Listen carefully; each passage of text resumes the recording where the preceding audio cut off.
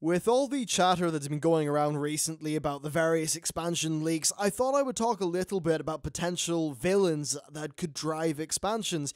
And the reason why I was thinking about this is that the Burning Crusade had Illidan, Wrath had Arthas, Cataclysm had Deathwing, all major pre-established pillars of the Warcraft universe.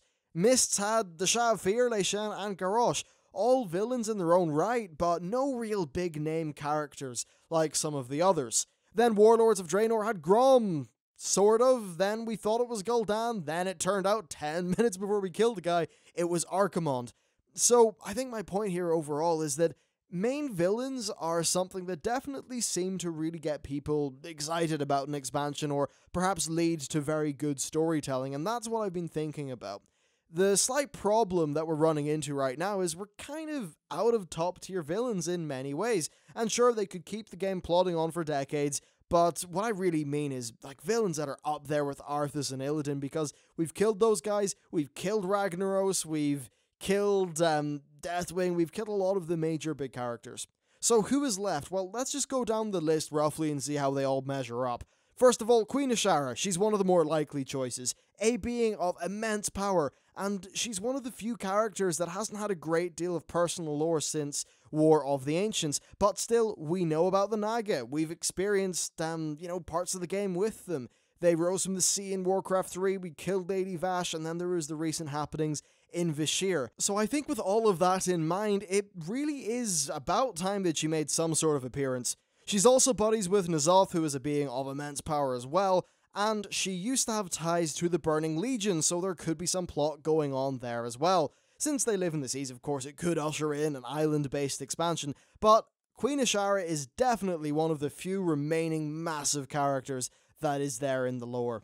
Now, N'Zoth may not be sort of known by name to as many people, but when you know what N'Zoth has done, I think he turns into a very effective villain. He's responsible for many different things, including Deathwing's madness, and being an old god, of course, he craves chaos, so his general imperative is to fuck up our shit and be a sneaky wee bastard in the, in the background. Now, he could be using Azshara and her Naga as a tool to carry out his will, or in an expansion he could take more direct action. Also, we don't know where he resides, but it's heavily suggested that it's under the ocean. Perhaps in Neolotha, which may be a sunken city, or maybe something else completely differently. I just love that sort of general Lovecraftian influence of the old gods, so I think there's a big potential for something to be extremely cool here with N'Zoth. But I certainly think that with those strong Lovecraft things, which really do speak to people, and N'Zoth being, I think, known to a lot of the people who are maybe a little bit more in touch with the lore, I think he is a character who could perhaps drive an expansion. Next, we have Sylvanas. Now, Sylvanas is an odd character. She's extremely interesting. I would argue one of the most interesting in this universe currently, and she's got a lot of great potential. But storytelling-wise, and in terms of being a main expansion villain, she's kind of held back by WoW being an MMO. So what she's been doing is running around with her Valkyr, doing very potentially evil things. There's an unresolved war with Gilneas, and she's trying to kill people and raise them up as new members of the Forsaken, which royally ticked off Garrosh. She also pretty much seemed to decide that she was done with living people after the War Crimes novel. And also, according to a developer Q&A, the Argent Crusade and Ebon Blade are watching her very closely because she's being all Lich King-y. But the big problem with her as a main villain is, how do you get a new landmass out of that? How do you get a new setting for an expansion? That's pretty hard to do because a new expansion needs zones, and her main aims seem to be the Eastern Kingdoms. But still, she could be a very interesting element of an expansion. Speaking of undead things, it's been about 5 years since Bolvar took up the mantle of Lich King, and he's probably thawed out of his little ice cube at this stage. Could he give us an expansion? Well, first of all, Bolvar is a good guy, unlike Arthas at that time, and he also vowed to control the Scourge, and since he wasn't corrupted by all the messed up emotions and old god whispers that Arthas sort of was going through at that time, I think he could withstand whatever evil corruption would be going on during the merger with the Lich King. Plus, this also runs into the same issue as the Sylvanas expansion. We've already been to Northrend. How do we get a new landmass out of that character and a new setting? We also have the Zandalari Trolls. Now, they're not really a character in themselves, but they should be mentioned here, I think. The events of the Cataclysm caused their island to sink, and then in Mop, the Dark Prophet Zul managed to get a whole bunch of followers and ships. He headed off to Pandaria, he struck up their old allegiance with the Mogu, and then we royally screwed them over and killed a good deal of them. Now, with that failing, he's perhaps in a weaker position, but he's the guy who called the Cataclysm, and at that time, Rastakhan, their king, did nothing. So with the island still sinking, it's possible that Rastakhan will now be forced to take extreme action, or that Zul will overthrow him, and that supposed Dark Prophet leak would actually turn out to be true. However, I don't really think that Wrath of Zul or Wrath of Rastakhan is particularly a thing that would work, because these are not major characters that are established in any of the RPG or RTSs or anything like that. They are, well, not of great significance in terms of, I think, what a lot of people care about. So getting a full expansion out of them rather than just a troll patch, maybe it's going to be kinda hard. Of course, there's also the Burning Legion and Sargeras. They're the big bad of the overall Warcraft universe. We've already dealt with Archimonde, but of course he is still alive, and despite what you may think, Kil'jaeden, he's also alive. We just shoved him back down that portal. Sargeras is so massive that we won't see him for a while, but he certainly is a character so big that he could drive an expansion. Currently, we know that Gul'dan serves the Legion and has some sort of pact with Archimonde, so we'll probably see Archimonde again. And also, a Legion invasion seems like a great theme for an expansion, but again, adding in a new continent will be tricky. Perhaps they will find a new source of power on the other side of the world that they can use to create their portal, and we could end up going to that side of the world.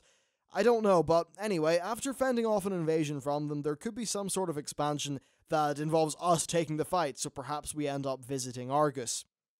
Another potential villain, maybe, I suppose, is Wrathion, because Wrathion is a bit morally grey in some ways. Personally, I think that Wrathion, he cares about Azeroth, he cares about the planet not being destroyed, so we're not really that relevant to him other than we are a tool to make sure the planet doesn't get wrecked. So I find it hard to believe that Wrathion would end up being a full villain in the game. We also have Gul'dan to deal with. I think quite obviously after the events of patch 6.2, he's still floating around and he's probably going to be involved in the game's main story at some point in the maybe near to medium future. But I think when we go through all of this, and yes, there are probably one or two other villains that we can think of, when they were making the first few expansions to this game, they could just look at their lore, they could look at Warcraft 3 and be like, here is a character that's really well developed, has got a big story, and is involved in a particular setting. We'll make an expansion about him. And that's just how it went until I think they realized, okay, we don't have any of them. And I suppose the reason why I've decided to get this video out before we find out what's going on with the Dark Prophet is they can really go one of two ways. The first way, and I think the more likely one, is that they really double down on storytelling within World of Warcraft. They made lots of good leaps and bounds with Warlords of Draenor, and hopefully they compound upon those improvements when we move into the next expansion. Ian had mentioned offhand something about, I think it was just how other games are doing lots of stuff in terms of their endgame storytelling. I would wonder if perhaps we were to have a bigger focus on some of that stuff going on, and maybe if they were to use that to properly set up new villains in a way that really works. It kind of worked with Gul'dan in Warlords. Of course, he needed a lot more time to be fleshed out, but I think that might be a different issue altogether.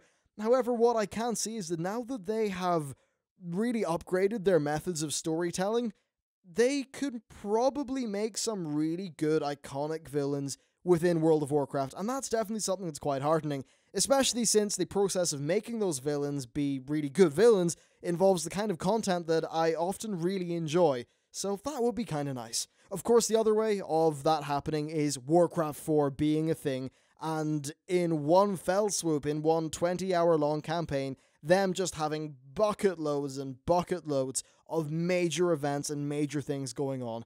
Compare the amount of character development that, say, any one character had in Warcraft 3 to what they had in any World of Warcraft expansion. You'll find that Warcraft 3 had more than all the expansions combined for most of the characters who were involved.